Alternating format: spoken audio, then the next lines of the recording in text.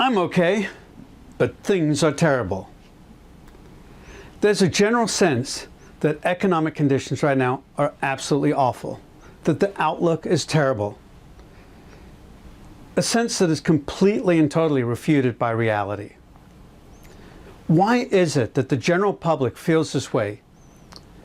And how is this impacting the way they invest? Hello, my name is Paul Carroll, the CEO and founder of Avion Wealth, an elite wealth management firm here in South Texas. So here's a few numbers for perspective. We just talked about in the last video the inflation rate, October, was 3%. Interest rate hikes are probably over.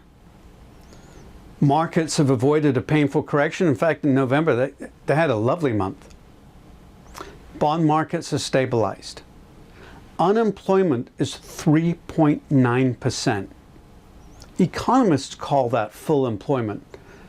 Anyone who wants a job and is able to work can get one in this economy. Real wages, that's wages after inflation, are up 3% since the end of 2019. And more important, the bottom quintile, the bottom 20% of the population have seen annual nominal raises of almost 6%. This is clearly the beginning of a golden age for the working class, which is great news. Everybody's worried about inequality. It's a problem that's being corrected by three things: demand, demography, and digitization. All the Western countries are running very hot economies, partly because of aggressive spending both by governments and corporations. The demographics are such that there aren't enough workers to go around. And politically, immigration is touchy, which is unfortunate because we're all fighting for the same quality workers. And digitization, everybody since the Luddites back in the 1800s have been afraid of technology. And what we're finding, even AI, is helping improve the productivity of the less skilled workers. It's quite fascinating. We didn't really see this coming, but technology is improving the productivity of the less productive workers, which is making them more valuable. As you might imagine, in a scenario like this, the premium of a four-year degree is not what it used to be. Well, it doesn't take a rocket scientist to know they've gotten very expensive, and the pay differential is not as exciting as it used to be. Let me tell you how bad it is. The pay premium for a four-year degree is the lowest it's been in 50 years. So the overriding question is, why is everybody so glum? Why is the opinion so much worse than the reality? In fact, the Consumer Sentiment Index is below 64.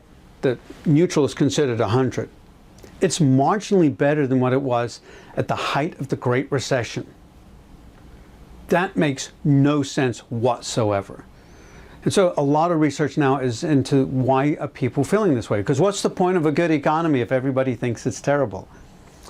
Well, it appears that with political polarization as extreme as it is today, it doesn't matter who's in office. The other half thinks that everything's being destroyed. And so that's one part.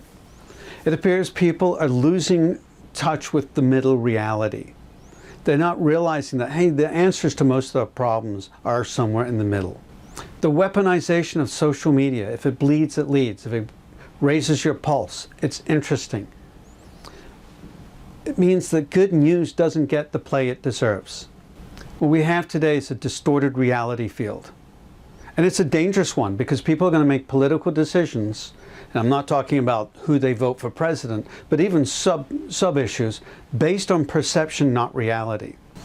And yet at the individual household level, spending is strong. Ergo, I'm okay, but things are terrible. Everybody's individual situation leaves them feeling like things are good, but the world is going to hell in a handbasket, at least economically. And the perception is clearly wrong. There has been and always will be challenges, and most of them will be unforeseen, and most of the things we worry about are not the things we should be worrying about. But probably the best advice I've got is if you're on social media, just take it off the phone. Quit using the internet for your news. Remember that economics is only loosely related to politics. Find the middle and enjoy your life. We wish you the best of investing success. Thank you.